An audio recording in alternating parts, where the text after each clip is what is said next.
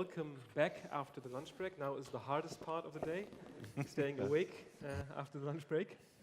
But I'm sure we all will, since the topic we are going to discuss in the next couple of minutes has lots of interesting aspects and lots of issues to look at. Shifting markets, changing climate and rising conflicts, energy and security challenges for the Middle East is the topic of our discussion this afternoon.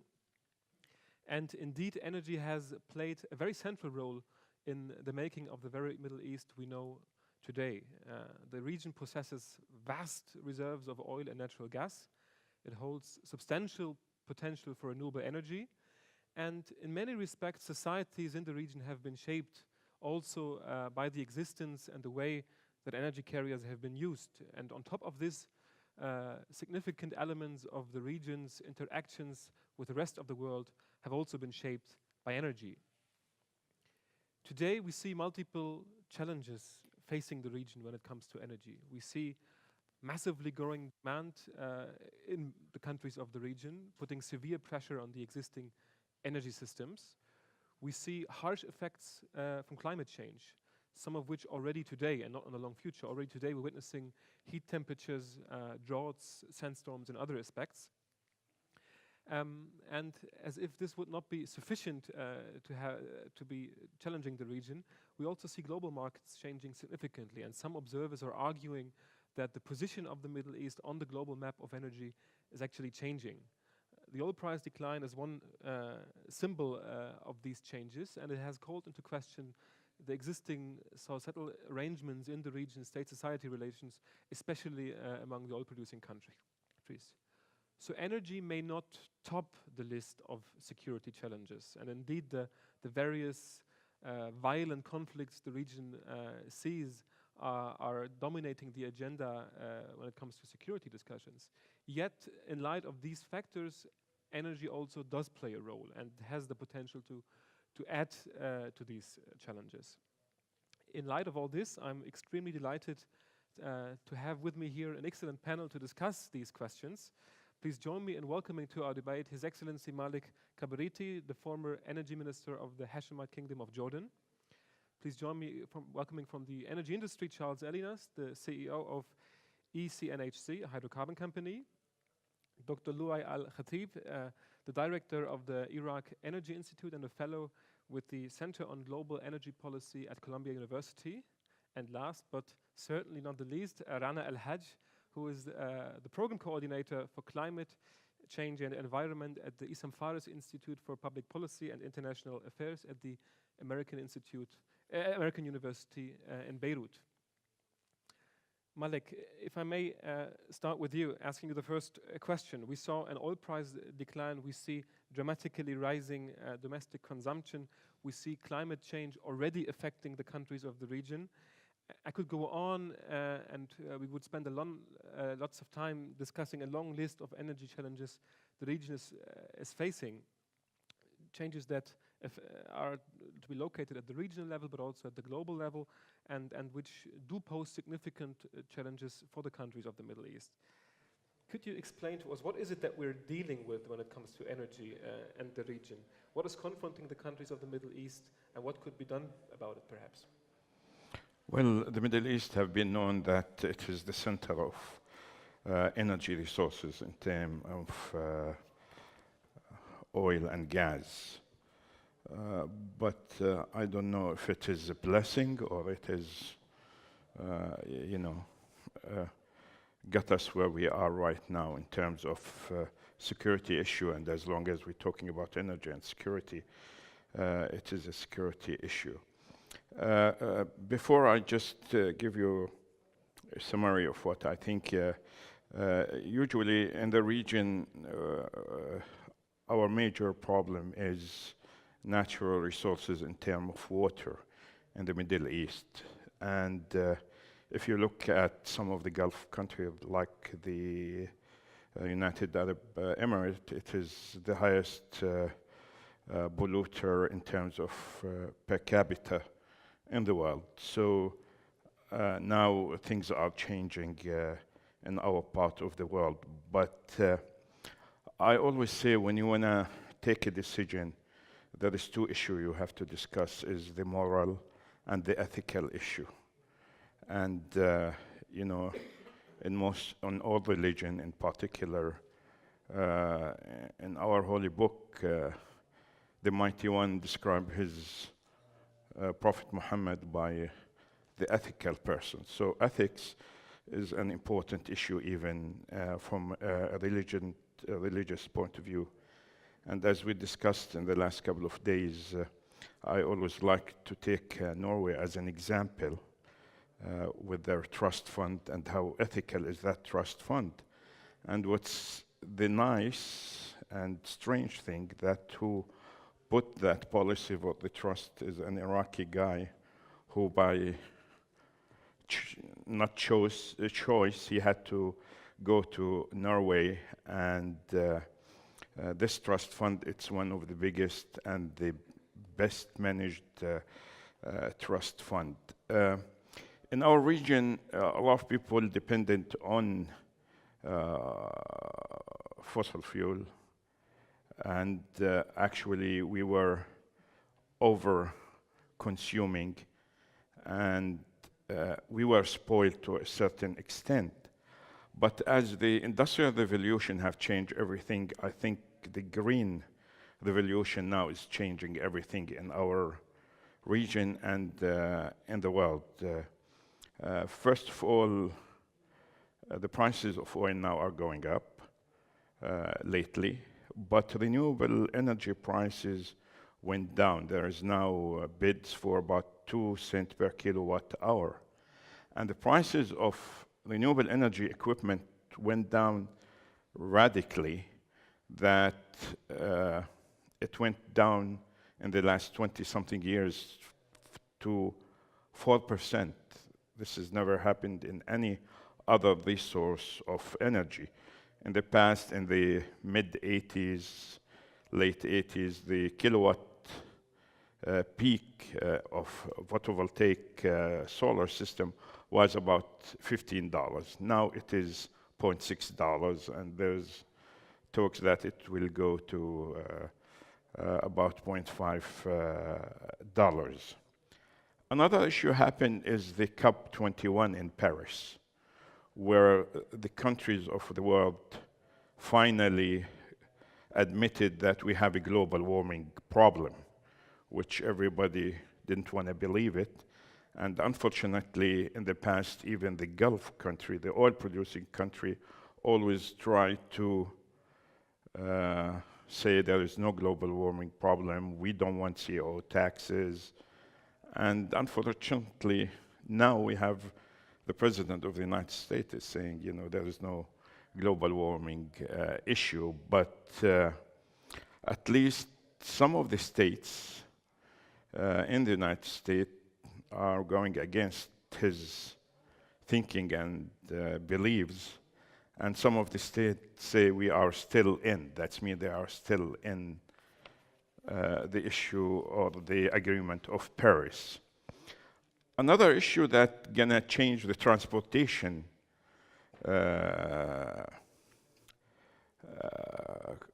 require excessive. Am I here? It's okay. Excessive use of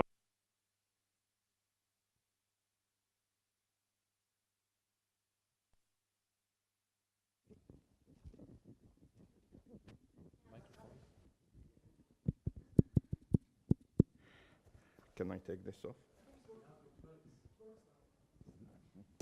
Okay. Okay.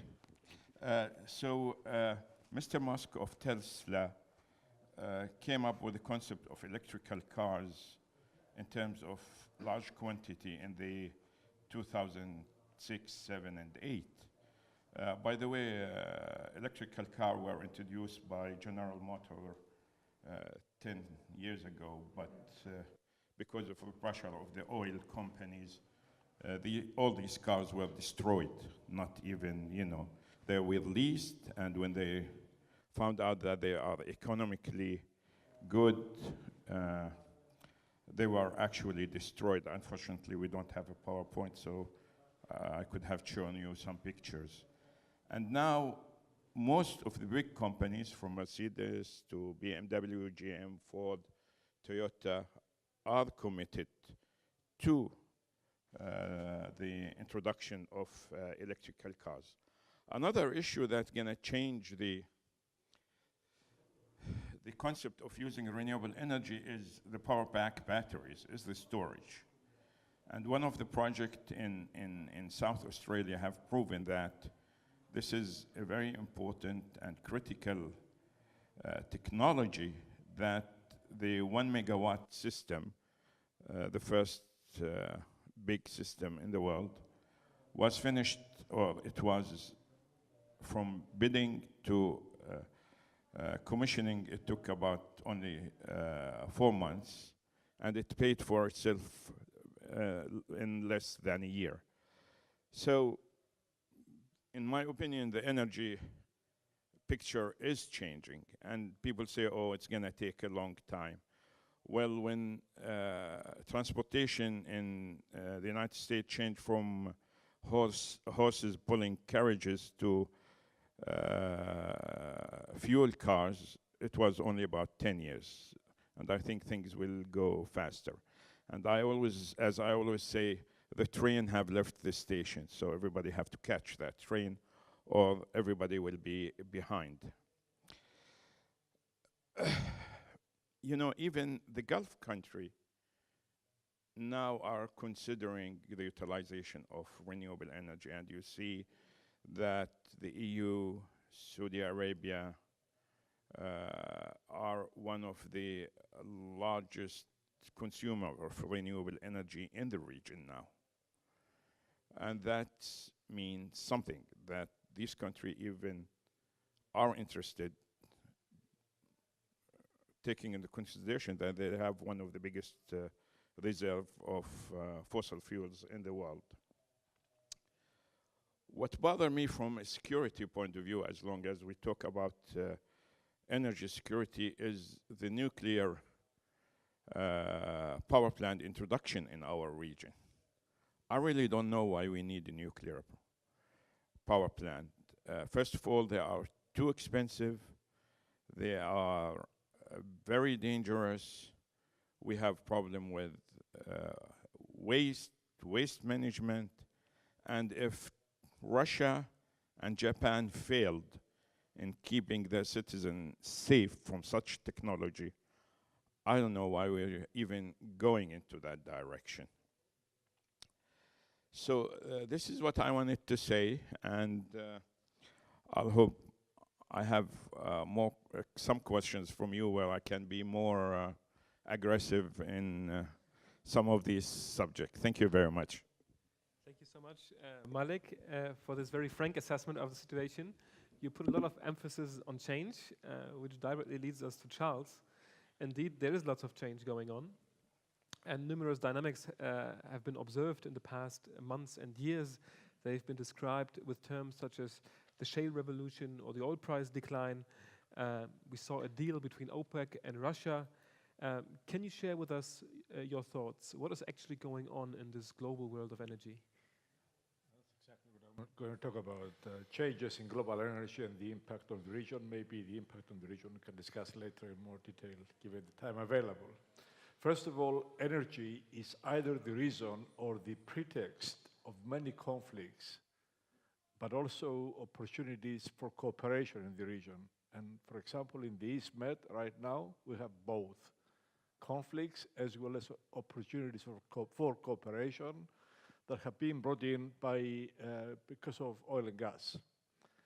But even though the region is blessed with many resources, it is affected by technology needs, by markets and prices. And these are not under the control of the region. These are under the control of global markets, global factors, which we need to understand as the point of addressing energy security in the region. Often, when we talk about energy in the region, we ignore what is happening outside. And yet, what is happening outside dictates what is happening here. And we need to understand that. If we don't understand it, then we go in the wrong direction.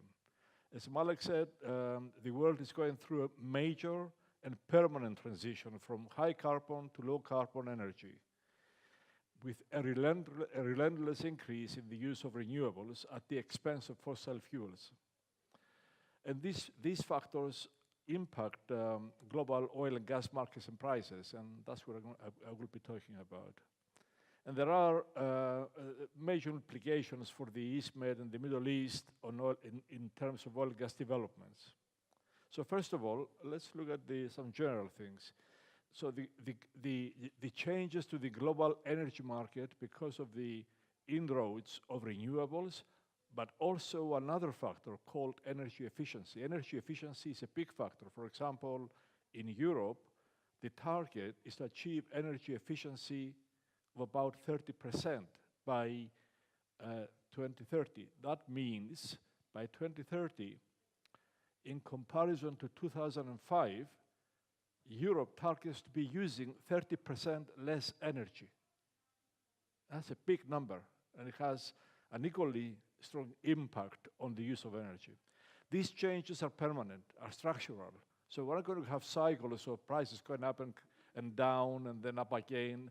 We're now having, on average, in the longer term, prices going down. And that is caused partly by the Paris Agreement that Malek talked about. Limiting carbon emissions and increasing energy efficiency and the use of increasingly cheaper renewables are also having a massive impact on the global energy mix. Now, as a result of that, the world is ending up with too much energy, and this is what is leading to low prices. In November, for example, a solar PV project was down to 1.77 US cents per kilowatt hour at an auction in Mexico. 1.77 cents. It's almost nothing. And in Germany, an auction for wind energy produced 2.2 cents per kilowatt hours. Very cheap. And Malek talked about the world's biggest storage battery in Australia. Elon Musk has just announced that he's in the process of building another one 8 times bigger. So batteries are coming, combined with wind, and especially solar power. They will have an impact on the use of gas in electricity generation. In fact, right now, the world, 25% of electricity generation comes from renewable resources. And that is going to increase more and more. And electricity generation will comprise about 40% of global energy by 2040. And a substantial chunk of it will come from renewables. But that doesn't mean that fossil fuels will go away, because we have other needs as well, like heavy transport, aviation, industry, petrochemicals. All of these things still need fossil fuels. So there is going to be a balance between all of these. But the upshot, though, is that we've got too much of everything. And the outcome of too much of everything is low prices. Another factor is, and I will talk about, is the United States shale, oil and gas, that is impacting the markets in a massive way. And I will explain why. Also, what is happening in China is a big factor. China now consumes a quarter of the world's energy. If China sneezes, the world catches a cold. If China's industry increases, then it absorbs a lot more energy and takes prices further up. So it's a big factor. What happens in China is critical to the rest of the world. The world now not only has too much of all of these things, it has too much gas and too much LNG, which is impacting the East Med. So let's talk briefly about the renewables. As I said, electricity will be the main form of energy by 2040. New records achieved by renewable energy, which accounted for 2/3 of all global net electricity capacity growth in 2016, and is expected to increase further with time. The contribution from renewables to global electricity generation has already surpassed that from natural gas. There is now more electricity being generated by renewables than natural gas. And that is going in the wrong direction for gas continuously. The contribution from fossil fuels to electricity generation growth is declining rapidly, while the contribution from renewables is increasing dramatically. And coal is not going away. We hear often in the West, especially in Europe, that we're getting rid of coal. Well, Europe might, but not India, not China. Both countries rely heavily on coal. Europe's impact on coal usage is small. About 80% of the coal used in the world is used by China and India, not Europe. So it's whatever happens in Europe is good, but it doesn't mean that coal is going away. And we have to bear that in mind because coal is also very cheap. For example, in 2016, I don't have the latest numbers, on an equal footing per unit, the cost of coal was half of that of gas. And you can see that that matters, price matters. So it won't go away, and it poses more challenges to gas. And then there is United States shale oil and shale gas, and you all know that shale oil has already had massive impact on prices. Every time prices go up, the Americans produce more shale oil and prices come down and so on. And the shale oil is providing a cap to the price of oil. So basically, shale oil becomes financially viable when prices exceed $50 to $60, and it becomes a bit more tricky when prices go down. So every time prices go up, they produce more, and every time prices go down, they slow down, and then prices go up again, and so on. Something similar is going to happen with gas. A lot of the gas being produced in North America, in the United States, is associated gas. It's gas that comes out with oil. And because the cost of production is covered by oil, and gas needs to be got rid of, because if you don't get rid of it, you cannot produce the oil, it's a problem. Gas is a problem. They need to get rid of it. And it costs nothing. So the Americans have plenty of gas to export now, probably as LNG, mostly in Asia, that is costing nothing. So they will influence the global LNG markets in a big way.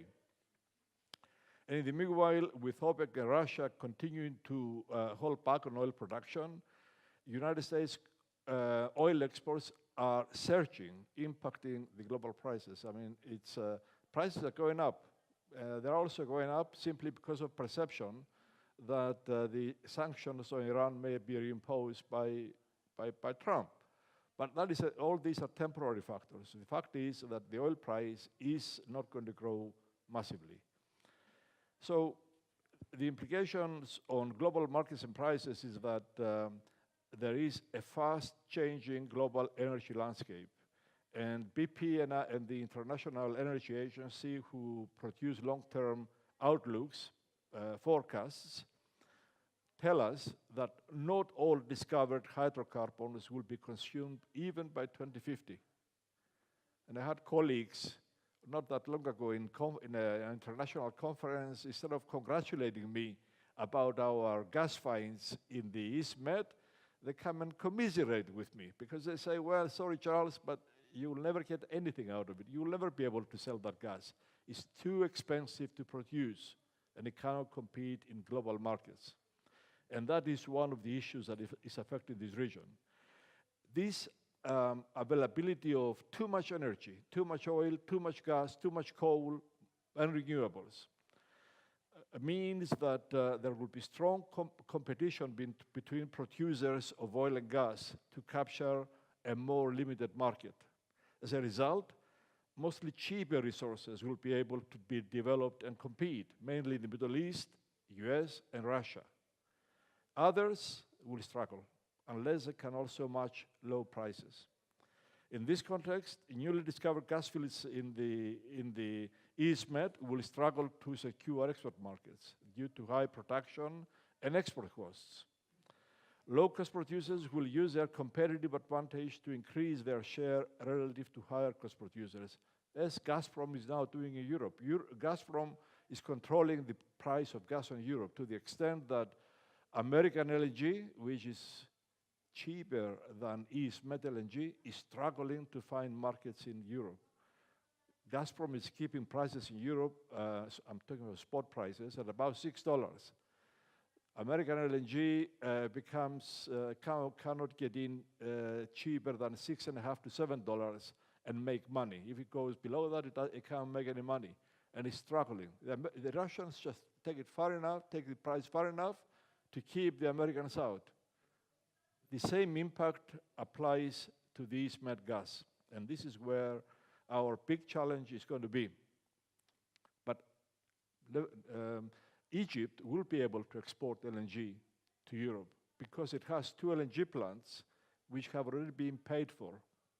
So the cost of liquefaction from these 2 LNG plants is low, and that LNG can compete in Europe's.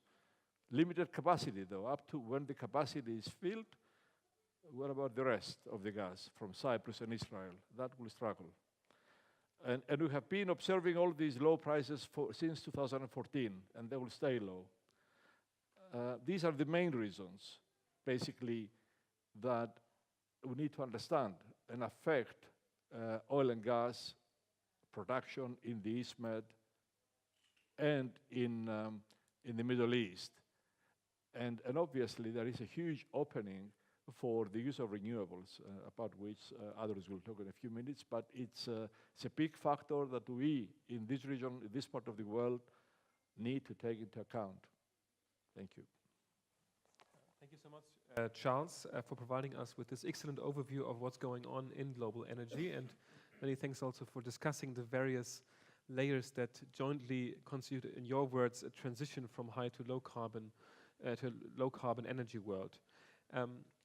Louay, we have heard about structural change in global energy, and with regards to the Middle East, which is home to large reserves of oil and natural gas, where many of the world's traditional oil and gas producers are located, the question, of course, arises: what does all this mean for the countries and for the energy sectors in the region? Can you share a few thoughts with us on what you think these global transformations mean for the Middle East? Thank you, David, and thanks to Sharq Forum for inviting me. Assalamu alaikum. When we talk about the energy development in a global context, and how much this means for the region, it means that this region really need to think its economic futures and options. Just to build on the 2 good points that made by Malek and Charles on the fast-moving advancement on the technology, and the fact that we are living in a world of ample supply of energy resources.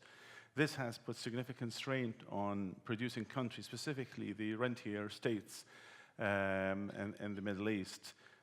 We've seen various plans and visions, notably the Saudi Vision 2030, the UAE plans beyond oil, and various countries in action in terms of like putting forward their strategies to exit that dependency on oil.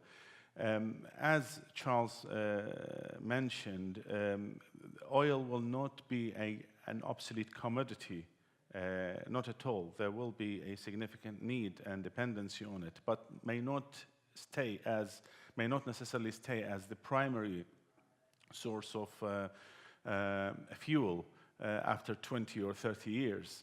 It will be competed by various sources of energies as technologies develops. And with these developments, it comes in not only new sources, but reduction of costs in terms of like the development. We've seen during the decline of oil prices in 2014, 15, and 16, that it did not significantly affect the U.S. shale market. Although it kind of like declined marginally, but most of the industry nowadays proved to be it could survive on $30 a barrel. While over 50% of it, of the producing assets could easily break even on $22, $25 a barrel. Now, with regards to the Middle East, these countries really need to think their futures. We've seen, for example, there is a complete rethinking in terms of like institutional reform and economic reform. In Saudi Arabia, for example, since 2015, we saw the changes on the institutional side of it. For example, the mergers of the ministries of industries, oil, and electricity under one institution, the decoupling of the management side between Aramco and the regulatory side. Also the interest of the country to invest more and more on renewable, to free as much as not only to kind of like to comply with environmental and efficient energy use, but also to free as much liquid as possible to the market to secure maximum rent. From Abu Dhabi, we've seen the restructure of offshore, onshore assets and attracting more and more investments. Kuwait allocating over 112 billion barrels to expand their production capacity from 3 to 4 million, and also expanding downstream development, capacity to 1.5 billion. Also tapping into, alongside with Saudi Arabia, to tap into markets to secure maximum market share in Asia. In Iraq, we've seen a significant development in terms of the fiscal regimes, for example. In the northern part of Iraq, the Kurdistan region of Iraq adopted production sharing agreements with the IOCs. In the federal level, they adopted technical service agreement, but throughout the process, they moved into refining and better defining these model contracts to adopt reserves booking. And in the final bid rounds, just 2 weeks, about 10 days ago, they adopted a tax royalty system with revenue sharing, which is, it's kind of like quite challenging to define it as just a technical service agreement. And open up more for like sensitive assets, specifically the border fields, and attracting more and more investments. Also Iran, against all odds and the potential sanctions and so on, they are working day and night in attracting companies, specifically the Russians and the French companies, to invest in the oil and gas industry, awarding assets in a very difficult time after redefining and reinventing, in fact, the model contracts, the Iranian petroleum contracts, which is very much similar to the technical service agreements with more improvement. So there is a kind of like a sense of responsibility towards rethinking the future of those producing countries as where would they fit when it comes to the competition in 20, 30 years, especially when they read kind of like reports, for example, the International Energy Agency talking about the penetration of the electric vehicles into the transportation industry. Yes, the heavy transportation, the airlines and ships and so on will remain on kind of like the liquid fuel, but when it comes to the overall transportation, 25% of the consumption of the oil depends on, goes into transportation. We could see the 1 billion cars of today with only 1 million penetration allocated for EV. It could lose at least a third over the next 20, 30 years to the electric vehicles market. Again, on the electric vehicle, there are other challenges in terms of like the supply of lithium batteries and the testing and the development of that industry. But once this market shrinks, it will, once the demand on oil shrinks, it will lead producers to really kind of like think their future when it comes to market share. It will be an aggressive, competitive market share over market share. The reserves also. It's becoming more and more meaningless. We have, for example, in Iraq, 150 billion barrels worth of proven reserves on oil, significant reserves on gas. This could last us, based on current production plateau, over 110 years. But do we need to wait for a century to realize that the revenues of such commodity could sustain financing budgets? The answer is no. We need to work very hard over the next 20 years gradually to quit that dependency. Saudi Arabia most recently increased their reserves to 270. They face the same story. Bahrain is, based on the recent findings of 81 billion barrel of shale oil, nearly 14 trillion cubic feet of gas. Based on new technology, the US experience, I would say, it could secure them at least 10% of potential recovery of these assets. So the market will become more and more competitive, and we will see over the next few years, producers will find ways of identifying solutions. Now, when it comes to reforming economies, is going to be quite challenges. This goes closely tied to the social contract, to the political system of these countries, to redefining the institutions to be more and more democratic and liberal, and more responsible and accountable. The economic reform is not just a slogan or a statement to be kind of like said. It has to be implemented carefully, and it's a journey that could not be fulfilled in a year or two. It could last for a decade or two, and it's a gradual one. So, I mean, when we talk about the potential transformation that this region, the Middle East, could face, it will require not only a local economic reform at country level, but also at regional level. Eventually, we could see countries looking into the common interest between them, as opposed to isolating themselves to look into their local interest. The councils, regional councils such as the Arab League, such as the GCC, and their equals proved to be not as productive, if not a failure, by not securing the maximum need for economic interest at regional level. Maybe the region will require some sort of economic confederal union that looks into the interest of between regional countries on issues such as energy, water, security, and basically maximum return of trade and international relations with the global community. Thank you. Thank you so much, Louay. Thank you so much for discussing the political and economic challenges facing the region when it comes to energy. Many thanks for discussing reforms and also giving an outlook of how regional approaches to address these challenges might look like.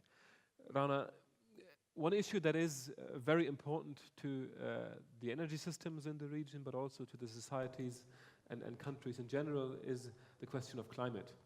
And in fact, as mentioned earlier, also by Malek and others, the region is facing substantial challenges when it comes to climate change.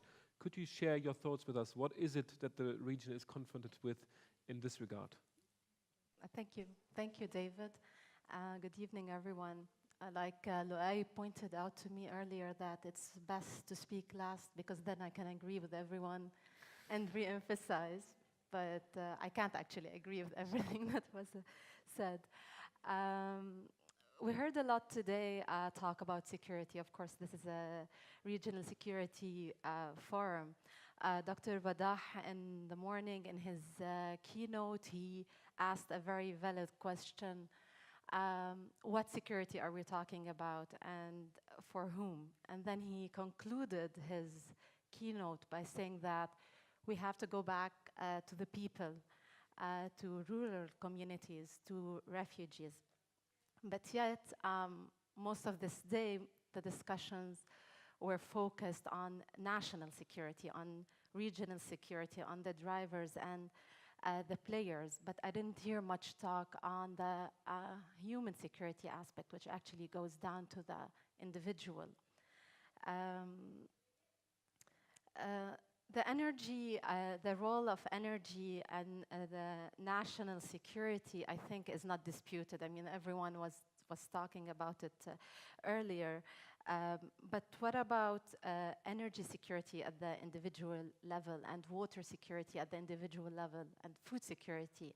How does that actually influence the national security, and how could it actually enhance it? Research already finds many links between resource scarcity and the lack of human security in the region and around the world with conflicts.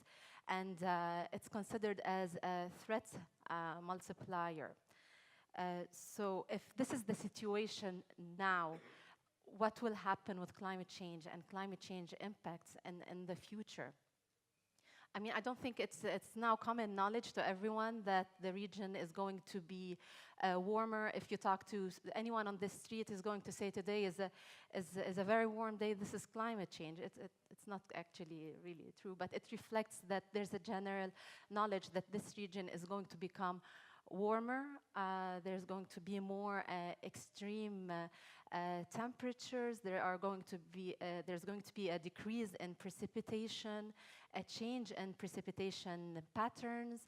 The region, the Middle East and North Africa region, is going to witness more extreme events such as droughts, such as flooding, more aridity, and this is only just some of the things that will happen. And of course, there's going to be some variations between different sub-regions. Some countries are going to be more vulnerable, such as Morocco, and others, such as the Arab Peninsula, might witness a slight increase in precipitation, but still there's a general trend on the regional level. And this is, we're talking, all of these impacts are going to happen in a region that is already very water scarce, that is already has very low efficiency in its agricultural production, that is the largest importer of wheat in the world. It's a region that lacks arable land. So what will happen if we are going to have all of these impacts in a region that's already so delicate, that has already widespread conflict as well, that has weak governance, that has weak economies? So what will happen? How will this reflect on the energy? Just to focus more on the energy, even though this is going to reflect on all sectors as well. But to look at the energy, how will this reflect on the energy sector? There are going to be impacts on both the demand side and the supply side. On the demand side, of course, there's going to be an increase in demand for cooling, for residential areas, for industries, for agricultural production in greenhouses. Agricultural production is going to be more intensive, more fertilizers. Needing water is going to be you need to convey water for longer distances. This is going to require energy. You need more energy to pump water when your groundwater table is going to go even lower. And plus, you're going to need a lot of energy for desalination. But you're also the energy sector is also going to witness impacts on the supply side. Hydropower production is going to be impacted, of course, because we have a decrease in precipitation, variation in the flows. Production of electricity, the efficiency is going to be impacted, is going to become lower because of the water that's going to be warmer and that's needed in such a process. There also the infrastructure, because of the extreme heat events, there's a high chance of that this will be impacted. But it will not stop there. common sense and research shows that this was going to have a ripple effect. It will have a ripple effect on the economy. It will have a ripple effect on health, on other sectors such as tourism, of course, on water security and food security. When we talk about energy and energy security, especially on the level of the individual, I mean, we cannot talk about it separately from water and from food. The interlinkages there are so strong that it really has to be looked at in a very integrated manner. Of course, this is expected to increase inequalities because of the more competition, because of less available resources, social tensions, especially for countries that are exporting while the national demand is increasing, and conflict and displacement. And we're talking about all of this if, of course, the region decides to stay heavily dependent on fossil fuels, keeping in mind that really the region is, the energy security landscape in the region is not uniform. And most of the discussions I hear today, or the inputs, I feel like they are showing one group of countries and are missing out on others. So what needs to be done? It is really important that countries in the Middle East and North Africa, when they start thinking of the new security arrangements, whatever these arrangements are, that they have a human security as integral, and that climate change adaptation is core in this. It's not something that comes later. It's not a future thing that we think about when we get to it. It's not something that is oil and gas and coal is staying there. Renewable will actually just complement. And it's up to these countries to decide how are they going to do these adaptation measures. And it is really a faster transition to renewable energy is central, along with improvement in efficiencies and demand-side management policies. And last but not least, it is important to have a shift in the thinking of energy. We have to think of in a more integrated approach where all sectors are looked at together. Thank you so much, Rana, for these important remarks. Thanks for broadening the definition of security, for bringing in the perspective of human security, and also for shedding some lights on how climate, food, water, and energy are interrelated. With this, I would like to open up the discussion. Just 2 points before of we course. go, because I mean, Louay touched on a couple of points which I'd like to elaborate. Of course. Just a little bit on what Rana said. First of all, In the meantime, please prepare your comments and questions. First of all, the BP and International Energy Agency studies show that the way the oil consumption in the world and gas consumption goes means that by 2050, less than 50% of the known oil resources in the world will be used. 50% will not be used. They will just stay where they are. And you mentioned the numbers about the reserves in Saudi and other places. A lot of that oil will stay where it is. Yeah, okay. And the same with gas. Only 30% of the known resources of gas will be used by 2050. Now let's go to another important factor that we didn't talk about, but it is implied and it affects people. There is something called a break-even oil price. And break-even oil price is a price needed by countries which are largely dependent on income from oil for their budgets to have a break-even budget. So a lot of the countries in the region, all the way from Algeria to Libya to the Gulf countries, most of their income, most of their budget comes from oil, from selling oil. For Saudi Arabia, the break-even oil price to basically have a break-even budget, income spending to break-even, is about between $80 and $85. If the oil price is below that, they cannot have the income needed to match their budgets. So they're burning money from their reserves at the moment. But if the price stays low, that means that Saudi Arabia will be either forced to cut down its budget or do something else. If they cut down the budget, that means the standard of living of Saudis will go below what it is, will cause unrest. In Iran and in Iraq, it's between $60 to $70. And again, as the oil price goes down, these countries will have less to spend. Already, if you take Iraq or Iran, the money available for the population is not massive. And if they have to cut down their budgets even further, it will cause more unrest. And this is it's not just getting less money, it's the impact it has on people because of the country's budget. Thank you so much, Charles. In fact, you stole one of the questions I noted down to ask later, so that's good that you covered it already.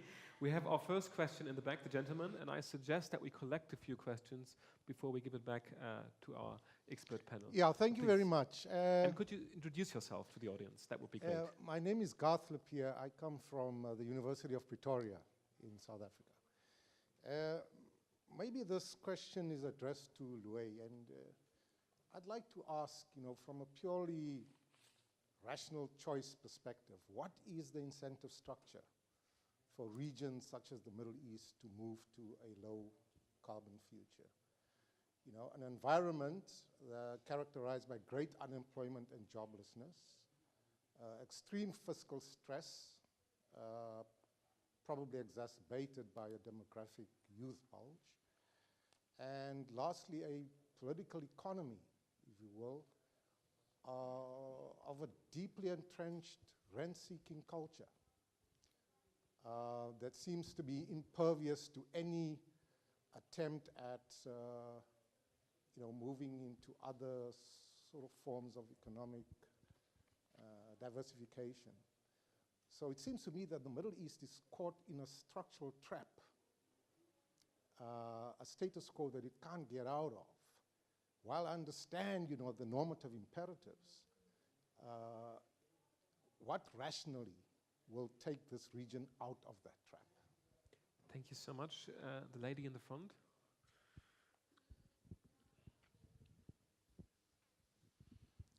Hi, my name is Mena Alami. I'm a non-resident fellow with the Atlantic Council.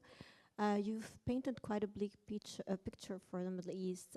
When we look at the conflation between global factors, we're looking at high break-even prices, we're looking at more efficient resource energy sources and a competition from different sectors.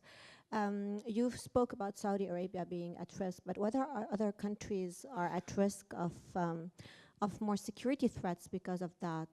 And my second question, are there any Arab countries or Middle Eastern countries that could benefit from the dropping of energy prices and maybe benefit instead, I don't know, maybe like Jordan, for example? Thanks. I already see that Malek wants to reply to that question. But first, two more questions perhaps here in the front, and then we give it back to our panel. Hello, my name is Asad Lashi. I'm an oil and gas economist. And my question is to you, Charles. In case, for whatever political reason, Qatar decides to lift the moratorium on the developments in the North Field, and when South Pars will be developed by Iran, how would that affect the dynamics in the Eastern Mediterranean gas? And would Eastern Mediterranean gas still make sense or not? Adel Hamazia, University of Oxford and SOAS. Couple of questions, couple of very quick contributions, if I may. First of all, I have serious issues with the fiscal break-even price that Charles summoned. It's very good for sort of big picture, but for serious planning, economists shouldn't use it. It doesn't account for performance of state-owned enterprises. It doesn't account for sovereign wealth funds. And if we were to take Saudi Arabia, for example, until the price comes to $15, it still makes sense to pump. That's a small comment. But in terms of questions, and one common denominator that brings together the titles of this panel is subsidies and energy pricing reform in the region. It's probably the most interesting development since the spring in terms of economics from Muscat to Rabat. As part of the social contract which Dr. Louay mentioned, of course, sacrosanct subsidies, public sector jobs, free healthcare education, albeit poor quality, are part of this social contract you refer to. Lucre begets loyalty. With these energy pricing reform developments, where do we see things going in terms of competitiveness of manufacturing, of energy intensive, and what options do these energy intensive industries have to continue to compete at international level, particularly, of course, price takers? Electric vehicles were mentioned, and rightfully, of course, the role of freight aviation continues. Shenzhen is a bellwether in electric buses, which is very interesting. But the reality is, surely Africa, sub-Saharan Africa, the most parts of Asia are going to continue to be laggards in this electric car conundrum. And it'd be interesting, I like the fact that you're disagreeing already. So it'd be interesting your points on that. On energy security, anything on the things like Dolphin and Bunduk, you know, there's still cooperation going. And since we have an Iraq specialist here, anything on why the licensing round wasn't as successful and where flaring is right now in Iraq? Thank you. Thank you so much. Maybe we start with Iraq and Louay. 3 questions, I think, for you. One on the licensing round, the latest. Perhaps you can also comment on subsidy reforms and the competitiveness of economies and energy systems in the region. And that goes also to our very first question, I think, the incentive structure for the countries of the region to go towards low carbon. Yeah, I'll start with the first question. I mean, the rationale I could see for pushing these countries to reform is the security issue. With the population rising around 3%, the unemployment amongst youth above 30% across the whole region, we could face a significant challenge in terms of creating an acceptable or receptive job environment to absorb the youth. This will cause a significant security threat if we don't diversify the economy. So these countries, if not out of interest, they will be forced, whether they like it or not, for the governments to stay in place, or for their political system to stay in place. They have to reform, and they need to act fast and smart. They are already 20 years too late on this game. And we've seen these in various part of countries, but people are basically the social unrest is there, and it's engulfing many regions in every single country. With regards to the subsidies, it is costly. It is, I mean, for example, countries like Iraq, well, it was back in 2012, it was costing around 15 billion US dollars, and Saudi Arabia about 70 billion, 80 billion, and so on. But the governments are moving forward in terms of like reforming and introducing taxes, reducing basically waiving the amount of subsidies gradually, but they cannot do enough without reforming the political system in a way to adjust to an acceptable social contract. This goes into the responsibility of these countries towards the people. So it's more of like a political question than an economic one. On the issues of the bid round, in my humble opinion, I see it as a success story. Out of 11 assets, Iraq managed to auction 6, attract good offers. Now, yeah, I know. I'm coming to this. We all know that we cannot compare the 5th licensing round with the 1st and 2nd.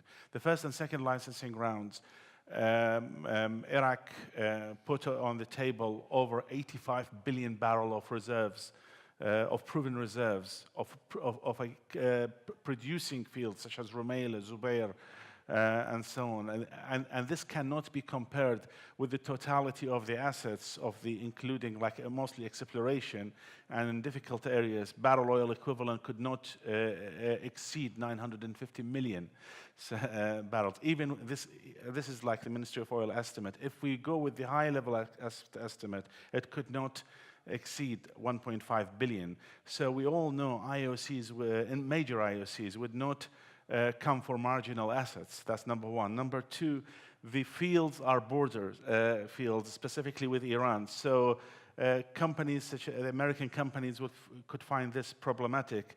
And not to mention that the profit margin that the Ministry of Oil announced, even after that reform, the IOCs found it not as attractive as they would hoped. And the only major company that they bid, that it managed to bid in this licensing round is Eni. And Eni bid on one assets more than 100%. So the Ministry of Oil put a maximum of 6%, and they put for 14%. And probably just to send a message to say that if you want to put kind of like a margin of profit, you really need to up it up.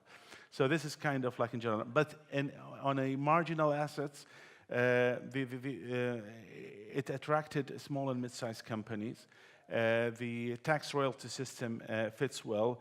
And with all the deductions, it still secures about 8% or 7% on oil net profit for IOCs, and about between 5 and 6% on gas, which is something sensibly good, but not bad for the government, securing around 95% net back on that. Thank you so much, Louay. Rana also wanted to comment on the incentives to transition towards a low-carbon society and economy.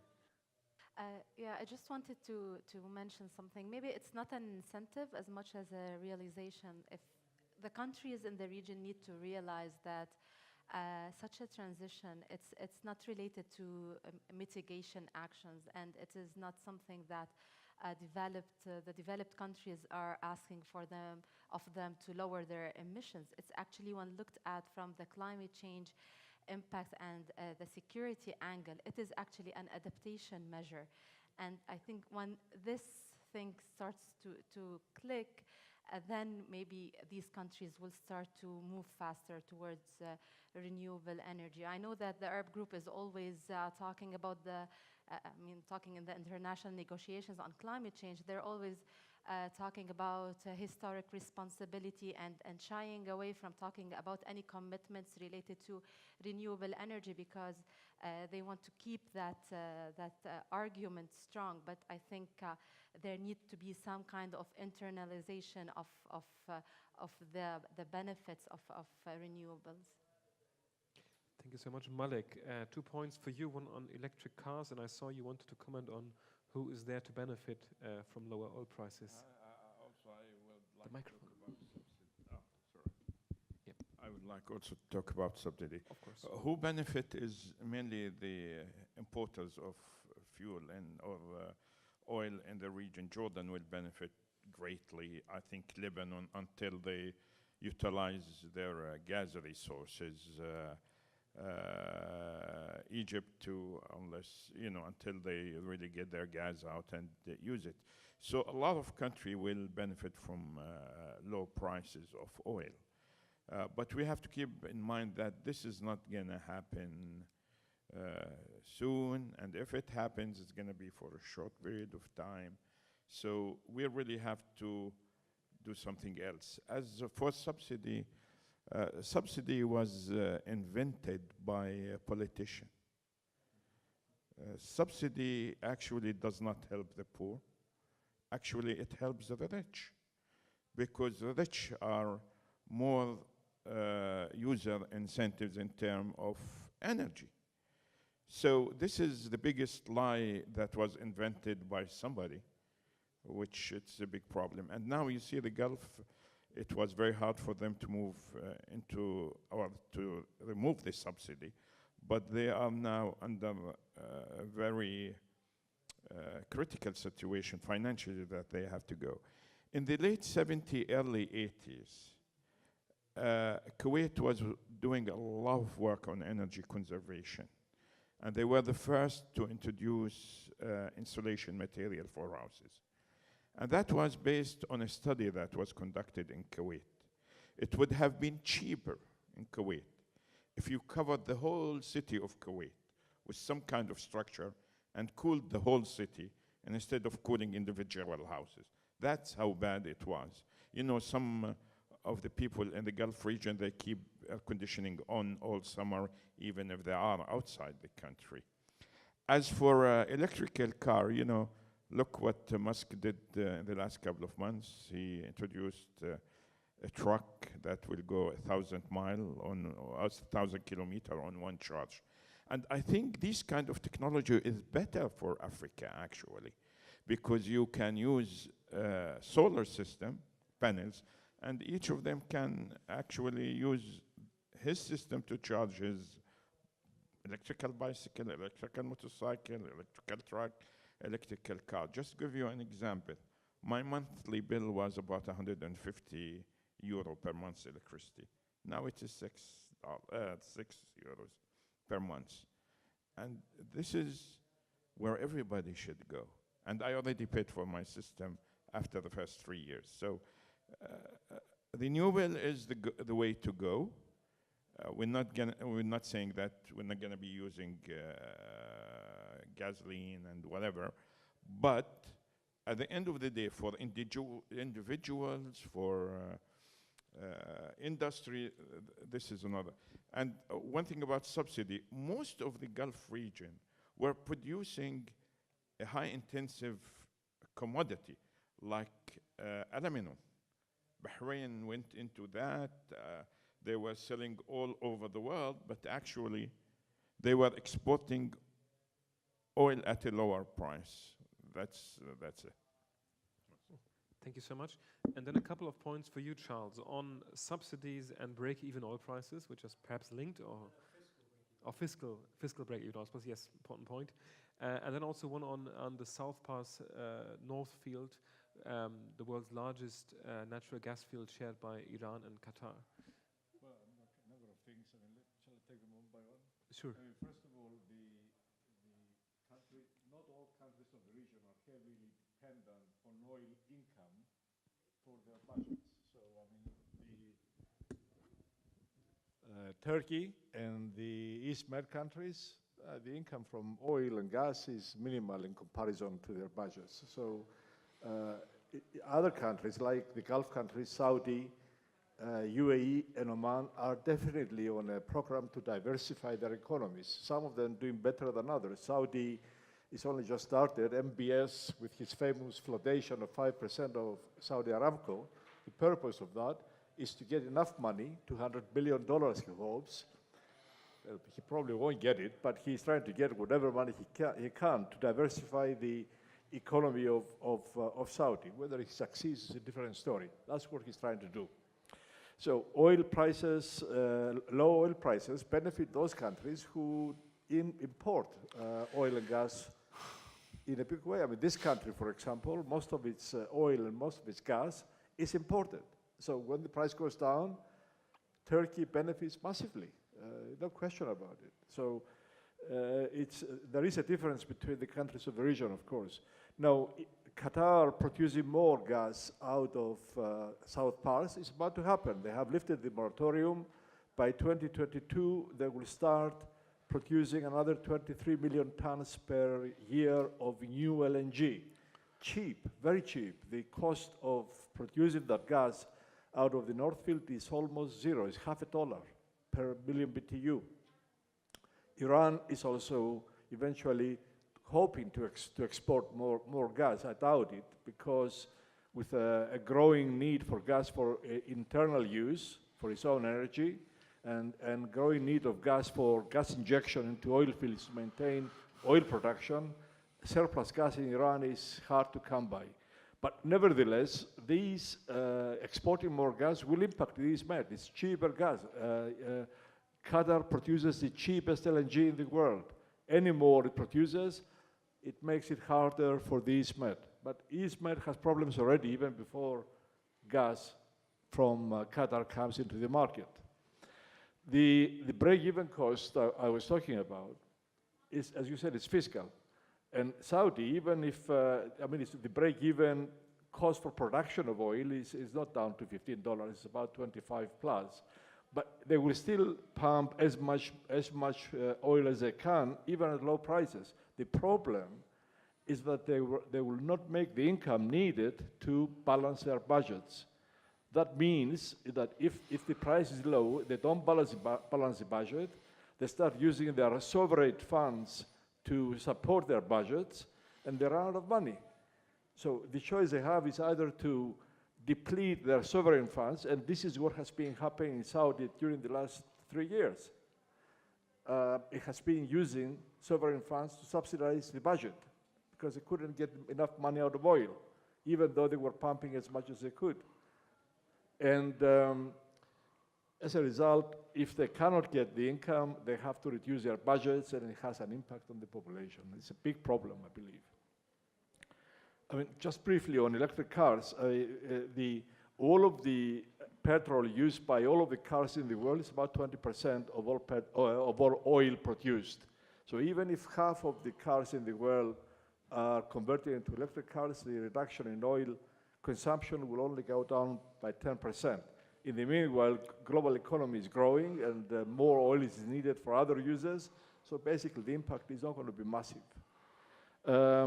On subsidies, a good example is Egypt. Subsidies have crippled Egypt's budget. But and Malek said that it's very difficult to make changes, political changes, to eliminate budgets.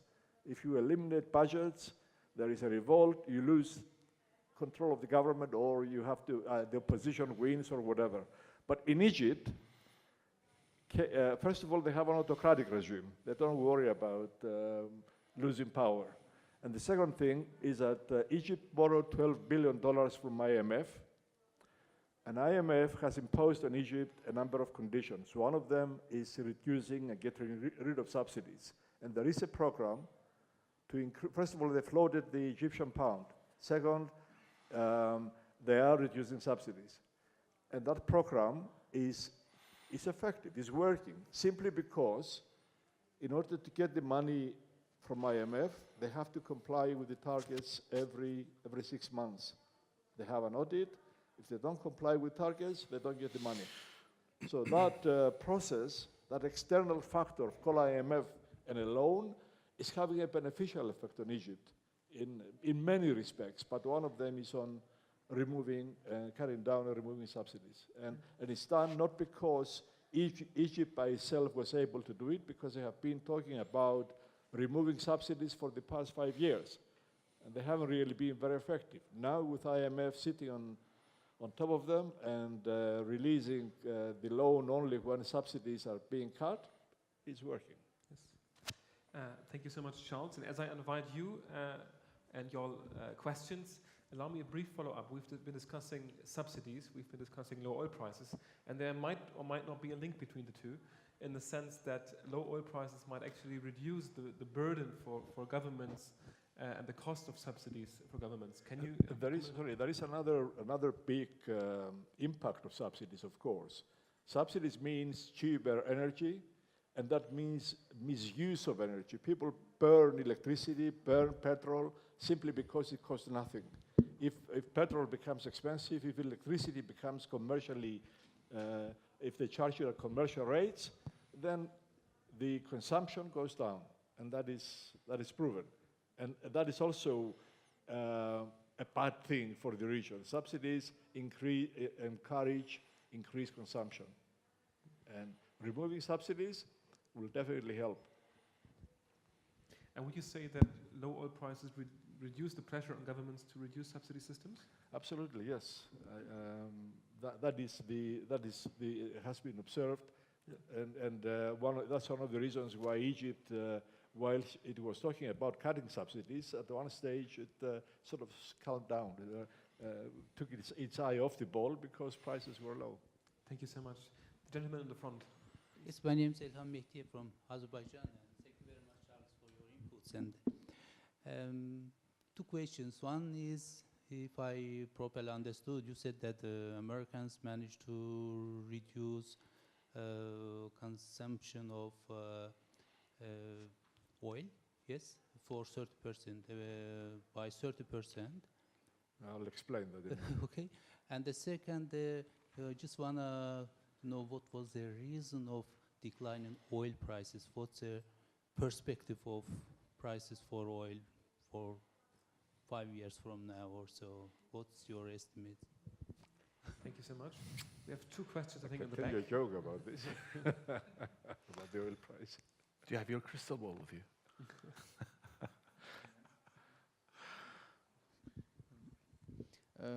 My question is to Mr. Malek. So for the past 10 years, we've been speaking about renewable energy and this stuff, but we haven't seen any progress in the MENA region. I can understand this for the oil-producing countries, but not for countries like Jordan, Lebanon, and Egypt. So my question is, why isn't Jordan and Egypt specifically going to using renewable energy and implementing these projects for the future instead of using buying gas from Israel, which is killing its economy?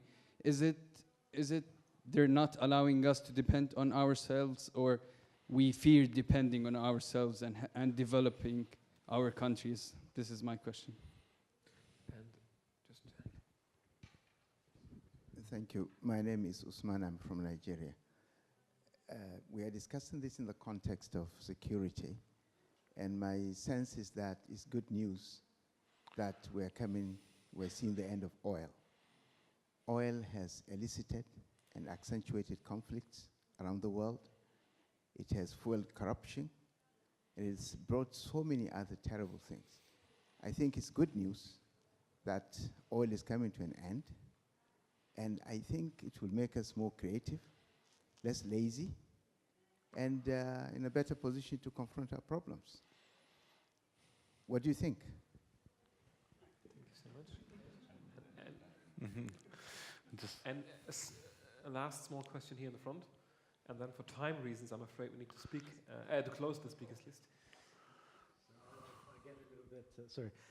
First of all, I fundamentally disagree with the last comment, which is the governance of resources, not the resources themselves. But a quick couple of comebacks, if I may. On subsidies, just to be clear, we're talking about blanket subsidies. Saudi Arabia, very different to UAE, Qatar when it comes to the Sovereign Wealth Fund. And in terms of subsidies, of course it engenders overconsumption and the cronies can accumulate in energy-intensive industries, blah, blah, blah, blah, blah. But there's one thing we forgot here, because we don't tax our citizens. Blanket subsidies was the least sophisticated form of rent. We don't have other options. Now they're trying to institute cash transfers.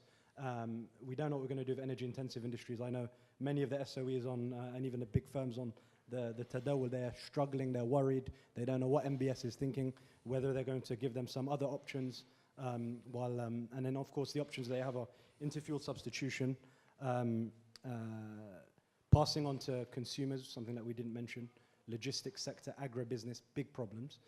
And it's not always black and white in terms of low prices mean good things for oil importers. Because one thing that does happen is there's less investment from, for example, Gulf investors, whether it be Algeria and Tunisia, or whether it be Saudi Arabia and Egypt. So it's not always black and white, and I just thought I'd like to make that point. Thanks. Thank you so much. Perhaps Louay, would you like to start to comment on the end of oil in the Middle East? Well, globally, perhaps. Definitely not in the foreseeable future. I think this end of oil, I would like to better think of it like beyond oil. And beyond oil is like beyond like full dependency on oil. There will always be a need to make use of coal and stone and the fossil fuel molecules and so on. The question is like whether it's going to be like an easy money to reap from that sales. I think oil producers will face difficulties when it comes to securing market for crude oil in the mid to long-term future when it comes to the competitiveness between the energy mix element. That's one. The other thing is that one need to pay attention to these factors that could change or will change the Middle East. Number one, the population is going up. The deficit of budget are going up, so as debts. And the unemployments are going up while revenues from oil dependencies are moving down and will continue to be threatened by the volatility of market. And these things need to be taken into consideration when we rethink our future. Those countries that that could fail in rethinking their future, they will face significant challenge. In fact, they may not survive or celebrate their centennial anniversary as a sovereign state, because we've seen this level of decline in their currency reserves and sovereign wealth funds, and they will not be in a luxury of time to wait and see and test.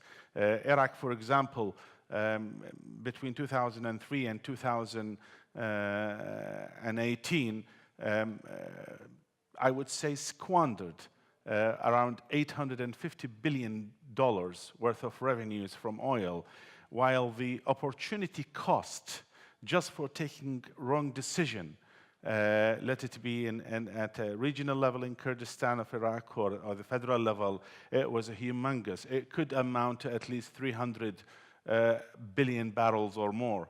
$300 billion or more. These things, we don't have to wait forever to test these kind of scenarios. So we need to act and move very fast. Otherwise, there will be no sovereign state, because once you have the public, the social moves into civil unrest, it will be that luxury of time for governments to establish security will not be at hand.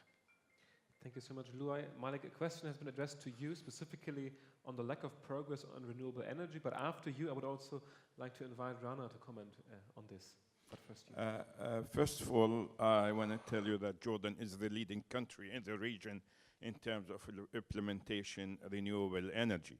We had the renewable energy and efficiency law passed through Parliament in 2012. And since then, we have been doing good. In the past, we were using solar water heater. Already, there is a 2,000 megawatt installed 2,000 megawatt installed in renewable, but we're still continuing to construct renewable energy system, PV and wind. So Jordan is one of the leading. We are about to reach 10% of our electrical generation through renewable energy, and that was our goal for 2020. So hopefully by 2020 we'll pass that. Personally, I was shooting for 40%, but due to certain issue, we could. It's not gonna happen. As for natural gas importation, let me just give you the history of Jordan's situation in terms of oil and gas. We had 3 honeymoons, as we say, in the energy sector. And a honeymoon is only 1 month long, then you start getting in trouble. The first one was from the Gulf region, where we practically were getting our oil at very low prices, less than 50% of the cost. Then during Saddam Hussein, we were getting our oil for free practically, because we had a good commercial exchange between Jordan and Iraq. And the third thing is gas from Egypt, which they promised us to supply all our need of gas for power generation. Unfortunately, they could not commit to that issue. And when I was a minister, I talked to some of the Gulf countries, at least give us some kind of discount. And we built an LNG jetty for importing natural gas in Aqaba. We got lower prices for international market. And then we have a peace treaty with Israel. And we have to think of ourselves. We're getting a very, very, very good prices. Is lower than what we get through the LNG, lower than international prices. So at one time, you have to worry about yourself when people don't help you. Thank you. Thank you so much, Malek. Rana, on renewable energy and the lack of progress that was commented by a colleague. Yeah, like Dr. Malek just said, it's true that Jordan is actually quite progressive when it comes to renewable energy, and they're probably the only country in the region that have a policy for renewable energy and energy efficiency in the water sector, which is quite progressive thinking. For Lebanon, I think they're also not doing too bad. Recently, in the last few months, there were many call of interest for wind energy and solar. Of course, they could do much more. The prospect of oil and gas in Lebanon is actually probably held back the advance of renewables. I'm saying this not to say that there isn't much more that they can do. Morocco is an example of how you can actually put really very ambitious targets and work toward them. Thank you so much, Charles. At the very end of our session, you have the potential to make us all very rich by telling us where oil prices are headed. I can tell you a joke about it, but maybe during tea break. I mean, first of all, the 30% it's energy efficiency. It's not reduction in oil consumption. It's reduction in energy usage altogether in primary energy. And I say primary because in burning oil or gas to produce power, electricity or whatever else, not all of the heat within the heat potential of oil and gas is usable. About 40% or even 50%, and sometimes more, is lost. So if you use a barrel of oil, the energy locked into a barrel of oil, only about 50% of it is actually being used productively. The rest of it goes up in the air. If you use renewables, 100% of what is produced is used. So as you switch from oil and gas to renewables, you improve energy efficiency because all of your energy you produce is used 100%. And this is where the benefit is.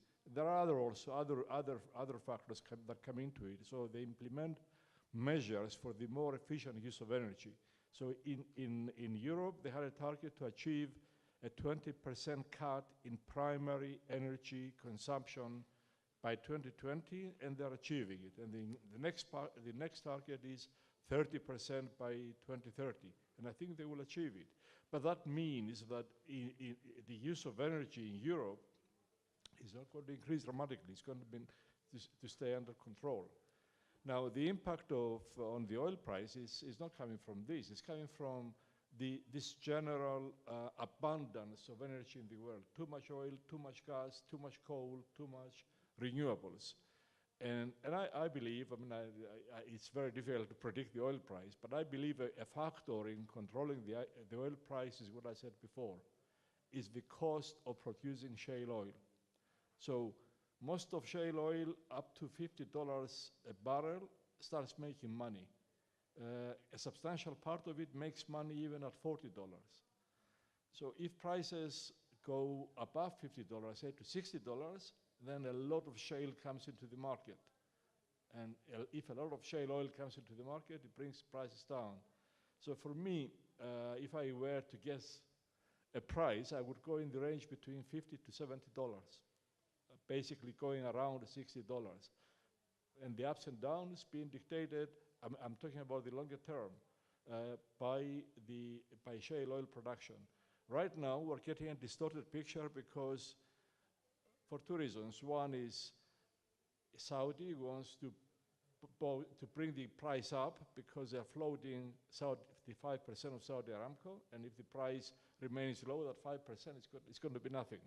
If the price of oil is quite high, they hope it will help them get more money out of it, but also because of their budget. And also Russia almost went bankrupt when the oil price went down to $30. So the two agreed to cut production, and that has had a strong effect. How long are they going to be able to maintain that? I'm not absolutely sure. I don't think it will stay there for the longer term. It will stay there for a period, as long as the marriage lasts and the reasons behind it last. After that, it will go down. And also, there is this concern that United States will impose sanctions on Iran, and temporarily, in the short term, the risk brings the oil price up. But it's not a real risk. I don't think, even if the Americans impose sanctions on Iran oil production isn't going to change significantly overnight. It may take time, but it will not change overnight. So if we look at the longer term, that's where the prices are going to be $50 to $70, driven mostly by shale oil. I mean, I'll just tell you one thing, that at the conference I attended, there was, some of you probably know Amos Hochstein, who was the undersecretary for the area for Obama. Amos, when we asked him about why don't you do something to control this shale oil, he said, well, I'll tell you one thing, he said. In Saudi, they have one oil company, and it's state-driven. So if they tell them to do something, they do it. In the United States, you have over 4,000 of them, and they're all independent. We cannot tell them what to do. They will just do what they do. And this is the reason. Shale oil is uncontrollable. If they make, and the difference is that with shale oil, it can be switched on and off very quickly, and they still make money. They don't need to keep producing all of the time. Within a few months, they can ramp it up. Within a few months, they can ramp it down. And that's why it has such a controlling factor on the price of oil globally. And I sympathize with the gentleman from Nigeria, because there's no question that in Nigeria, oil has a massive, it had and still has a massive corrupting effect. I've done business in Nigeria, and I've seen firsthand, and it's sad. Nigeria as a country could have done a lot better out of its oil if the oil income wasn't pilfered through corruption. Sad. And of course, it affects corruption in our region as well. Oh, yeah. And this is one of the reasons, for me, and I had a discussion with Malek about it, one of the reasons why the uptake of renewables is not as good as it should be is exactly that. It's corruption to do with oil. In many countries, and I am aware of that, the oil importers also have links into government, and they stop use of renewables because people make money out of importing oil. And I mean corrupt money. And this is a factor, sadly, that is affecting our region. Thank you so much, Charles. Thank you also for actually answering the question on the oil price, and not only answering it, but underwriting it with a sound analysis. So thank you very much for this. Before we end our meeting, our organizers asked me to tell you that the final session of the conference will take place downstairs in the ballroom. But before we close the meeting, allow me to thank the excellent panel. Many thanks, Rana, Charles, Malek, and Louay. Many thanks for your contributions. Yeah, see you soon.